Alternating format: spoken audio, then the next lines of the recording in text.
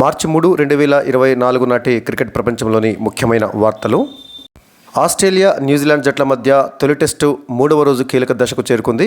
369 పరుగుల లక్ష్యాన్ని ఛేదించే క్రమంలో శనివారం ఆట ముగిసే సమయానికి న్యూజిలాండ్ తమ రెండవ ఇన్నింగ్స్లో 3 వికెట్ల నష్టానికి 111 పరుగులు చేసింది. లాథమ్ 8 పరుగులు, యంగ్ 15 పరుగులు, విలియమ్సన్ 9 పరుగులు చేసి పెవిలియన్ చేరగా రచిన్ రవీంద్ర 56 పరుగులతోటి, డారెల్ మిచెల్ 12 పరుగులతోటి ప్రస్తుతం క్రీజులో ఉన్నారు. రవీంద్ర, మిచెల్ 4వ వికెట్కు అభేద్యంగా 52 పరుగులు జోడించారు. అంతకుముందు ఓవర్ నైట్ స్కోరు 2 వికెట్ల నష్టానికి 13 పరుగులతో రెండవ ఇన్నింగ్స్ను కొనసాగించిన ఆస్ట్రేలియా 164 పరుగులకే కుప్పకూలింది.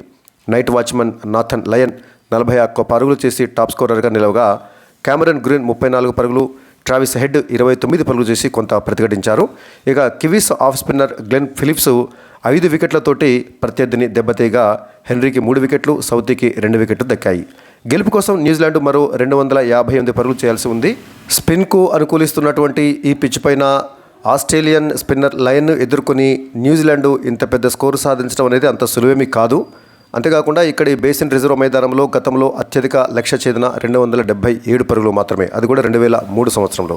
సో ఈ విషయాన్ని గమనించినట్లయితే ప్రస్తుతం ఆస్ట్రేలియాదే పైచేయి అని చెప్పవచ్చు. 369 పరుగుల విజయ లక్ష్యాన్ని ఛేదించేటటువంటి క్రమంలో ప్రస్తుతం న్యూజిలాండ్ 3 వికెట్ల నష్టానికి 111 పరుగులు చేసింది. ఇంకా న్యూజిలాండ్ మరో 258 పరుగులు చేయాలి. చేతిలో 7 వికెట్లు ఉన్నాయి. ఇక సమయం మాత్రం బాగానే ఉంది. ఇంకా 2 రోజులు, అంటే ఈ రోజు రేపు 2 రోజుల సమయం పుష్కలంగా ఉంది కాబట్టి 258 పరుగులు చేస్తుందా న్యూజిలాండ్, లేక మరి ఆస్ట్రేలియా విజయం సాధిస్తుందా అనేది ఈరోజు తేలిపోతుంది. ఇక దేశవాళీలో అత్యంత ప్రతిష్టాత్మకమైన రంజీ ట్రోఫీ సెమీఫైనల్స్ మ్యాచ్లు నిన్న ప్రారంభమైనాయి. ఇటు తమిళనాడు, ముంబై మధ్య, అదేవిధంగా విదర్భ, మధ్యప్రదేశ్ మధ్య 2 సెమీఫైనల్స్ మ్యాచ్లు నిన్న శనివారం నాడు ప్రారంభం కావడం జరిగింది. అయితే బ్యాటింగ్ ప్రారంభించినటువంటి తమిళనాడు కానీ విదర్భ కానీ తడబడ్డాయి. స్వల్ప స్కోర్లకే ఆల్అవుట్ కావడం జరిగింది. ఇక ముంబై, తమిళనాడు మధ్య ప్రారంభమైనటువంటి సెమీఫైనల్ మ్యాచ్లో మొదట బ్యాటింగ్ చేసినటువంటి తమిళనాడు బ్యాటింగ్లో తడబడింది. తమిళనాడు కేవలం 64.1 ఓవర్లలో 146 పరుగులకే ఆల్అవుట్ అయింది. తమిళనాడు బ్యాటర్లలో విజయశంకర్ 44 పరుగులతోటి, వాషింగ్టన్ సుందర్ 43 పరుగులతో చేసి కొంతలో కొంత రాణించారు. టాస్ గెలిచి బ్యాటింగ్ దిగినటువంటి తమిళనాడును ముంబై బౌలర్లు మొహిత్, షార్దుల్, ముషీర్ ఖాన్, తనుష్ ఆరంభం నుంచే కట్టడి చేశారు. మొహిత్ 3 వికెట్లు, షార్దుల్ 2 వికెట్లు, ముషీర్ ఖాన్ 2 వికెట్లు, తనుష్ సైతం 2 వికెట్లు తీసి తమిళనాడుని కట్టడి చేయడం జరిగింది. తమిళనాడు బ్యాటర్లలో సాయి సుదర్శన్ డకౌట్ అయ్యాడు. జగదీశన్ 4 పరుగులకు, ప్రదోష్ రంజన్ 8 పరుగులకు, సాయి కిషోర్ కేవలం 1 పరుగు మాత్రమే చేయగా బాబా ఇంద్రజిత్ 11 పరుగులు చేసి ఫెయిల్ అయ్యారు. విజయ్ సుందర్ కలిసి 6వ వికెట్కు 48 పరుగులు జోడించి స్కోర్ను 100 దాటించారు. తర్వాత బ్యాటింగ్కి దిగిన ముంబై ఆట ముగిసే సమయానికి తొలి ఇన్నింగ్స్లో 17 ఓవర్లలో 2 వికెట్ల నష్టానికి 45 పరుగుల స్కోర్ చేసింది. ముషీర్ ఖాన్ 24 పరుగులతోటి, మొహిత్ 1 పరుగుతోటి క్రీజులో ఉన్నారు. పృథ్వీ షా 5 పరుగులు, భూపేన్ లాల్వాణి 15 పరుగులు చేసి నిరాశపరిచారు. సన్ రైజర్స్ హైదరాబాద్ జట్టు ఈ ఐపీఎల్ సీజన్కు కొత్త కెప్టెన్తో బరిలోకి దిగనున్నట్లు తెలుస్తుంది. ఇప్పటిదాకా సారథిగా వ్యవహరించిన మార్క్రమ్కు ఉద్వాసన పలికి అతని స్థానంలో ఆస్ట్రేలియా స్టార్ ప్యాట్ కమిన్స్కు పగ్గాలు అప్పగిస్తారని సమాచారం. రికార్డు స్థాయిలో 20.50 కోట్ల వెచ్చించి వేలంలో కమిన్స్ను సన్ రైజర్స్ కొనుగోలు చేసినటువంటి సంగతి తెలిసిందే. గతేడాది కమిన్స్ సారథ్యంలోనే ఆస్ట్రేలియా వరల్డ్ టెస్ట్ ఛాంపియన్షిప్తో పాటు వన్డే వరల్డ్ కప్ను కూడా గెలుచుకుంది. ఈ అనుభవం దృష్ట్యా కమిన్స్ను కెప్టెన్గా నియమించాలని సన్ రైజర్స్ ఫ్రాంచైజీ నిర్ణయించిందని 1-2 రోజుల్లో అధికారిక ప్రకటన వెలువడుతుందని సన్ రైజర్స్ వర్గాలు తెలిపాయి. నిరుడు మార్క్రమ్ కెప్టెన్సీలో సన్ రైజర్స్ 14 మ్యాచ్లలో కేవలం 4 మ్యాచ్లు మాత్రమే గెలవడం గమనార్హం. అందుకే ఈ మార్క్రమ్ స్థానంలో కమిన్స్కు పగ్గాలు అప్పగించే అవకాశాలు పుష్కలంగా ఉన్నాయి. ఇక సన్ రైజర్స్ హైదరాబాదు ఐపీఎల్లో ఈసారి బౌలింగ్ కోచ్ను సైతం మారుస్తుంది. ఐపీఎల్ 2024 సీజన్లో Sunrisers Hyderabad team bowling కోచ్గా న్యూజిలాండ్ మాజీ పేస్ బౌలర్ జేమ్స్ ఫ్రాంక్లిన్ వ్యవహరిస్తాడు. గత 2 సీజన్లుగా బౌలింగ్ కోచ్గా పనిచేసిన దక్షిణాఫ్రికా దిగ్గజం డైల్ స్టెయిన్ స్థానంలో ఫ్రాంక్లిన్ కోచ్గా టీం యాజమాన్యం ఎంపిక చేసింది. వ్యక్తిగత కారణాలతోటి స్టెయిన్ ఈ సీజన్ నుంచి తప్పుకోవడంతో ఫ్రాంక్లిన్కి అవకాశం దక్కింది. 2010-2011 సీజన్లలో ముంబై ఇండియన్స్ తరపున ఐపీఎల్లో ఆడిన ఫ్రాంక్లిన్కు ఈ లీగ్లో కోచ్గా ఇదే మొదటి అవకాశం. అంతర్జాతీయ క్రికెట్లో నేపాల్ సంచలనం సృష్టిస్తుంది. మొన్న నమీబియాను చిత్తు చేసిన ఆ టీము నిన్న నెదర్లాండ్స్ జట్టును మట్టికరిపించింది. T20 ట్రై సిరీస్లో భాగంగా నెదర్లాండ్స్, నేపాల్ జట్లు నిన్న తలబడ్డాయి. తొలుత బ్యాటింగ్ దిగిన నెదర్లాండ్స్ 19.3 ఓవర్లలో 120 పరుగులకే కుప్పకూలింది. ఆ తర్వాత 15.2 ఓవర్లలోనే నేపాల్ జట్టు లక్ష్యాన్ని ఛేదించింది. సరైన క్రికెట్ వసతులు లేని నేపాల్కు భారత్ అండగా నిలుస్తున్న విషయం తెలిసిందే. భారత యువ వికెట్ కీపర్ ఇషాన్ కిషన్ వైఖరి మరింత వివాదాస్పదంగా మారుతున్నట్లే కనిపిస్తుంది. జాతీయ జట్టుకు దూరంగా ఉన్న సమయంలో రంజీల్లో ఆడాలని టీం మేనేజ్మెంట్ చెప్పినా బీసీసీఐ ఆదేశించినా పట్టించుకొని అతన్ని సెంట్రల్ కాంట్రాక్ట్ నుంచి తప్పించిన సంగతి తెలిసిందే. అతనితో పాటు శ్రేయస్కు బీసీసీఐ ఇదే శిక్ష వేసి గట్టి హెచ్చరికలు పంపించింది.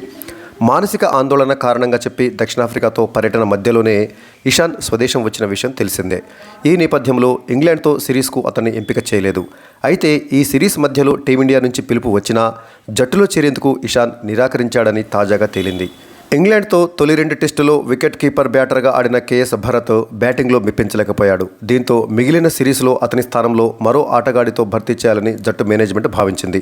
మరోవైపు వికెట్ కీపింగ్ చేయగలిగే కేఎల్ రాహుల్ తొలి టెస్టు తర్వాత గాయంతో జట్టుకు దూరమయ్యాడు. దీంతో 3వ టెస్టుకు ముందు జట్టుతో చేరాలని ఇషాన్కు టీం మేనేజ్మెంట్ నుంచి పిలుపు వెళ్ళిందని సమాచారం. కానీ అందుకు అతను తిరస్కరించినట్లు తెలిసింది. దీంతో యువ వికెట్ కీపర్ ధ్రువ్ జురెల్ అరంగేట్రం చేశాడు. ఈ అవకాశాన్ని గొప్పగా సద్వినియోగం చేసుకున్న ధ్రువ్ ఆడిన 2 టెస్టుల్లోనూ ఆకట్టుకున్నాడు. ఇప్పుడు ధ్రువ్ జురెలే టెస్టుల్లో తొలి ప్రాధాన్య వికెట్ కీపర్గా మారాడు.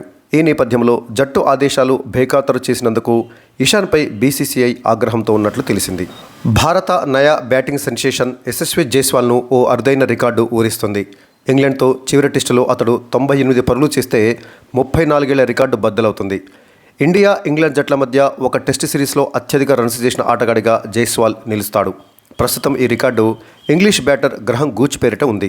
గ్రహం గూచ్ గతంలో ఇండియా, ఇంగ్లాండ్ జట్ల మధ్య జరిగిన ఒక సిరీస్లో 752 పరుగులు చేశాడు.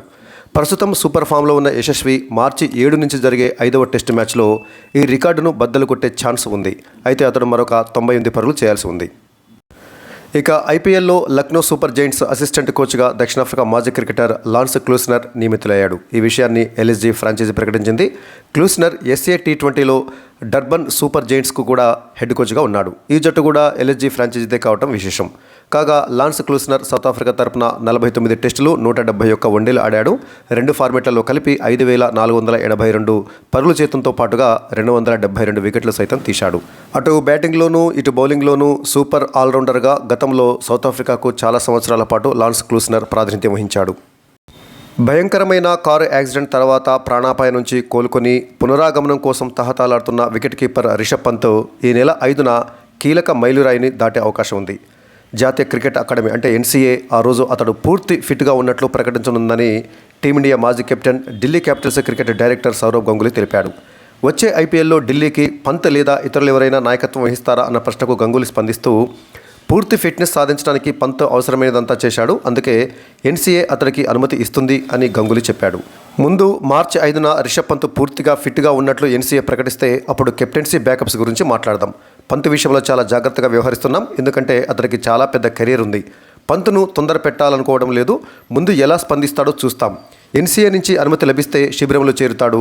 ప్రతి మ్యాచ్కు అతన్ని అంచనా వేస్తాం అని గంగూలీ చెప్పాడు. వికెట్ కీపింగ్ ప్రత్యామ్నాయాలపై దాదా మాట్లాడుతూ తమకు Kumar Kushagra, Ricky Bhui, Shai Hope, Stubbs లాంటి వాళ్ళు బ్యాకప్ కీపర్గా ఉన్నారని చెప్పేసి గంగూలీ చెప్పడం జరిగింది.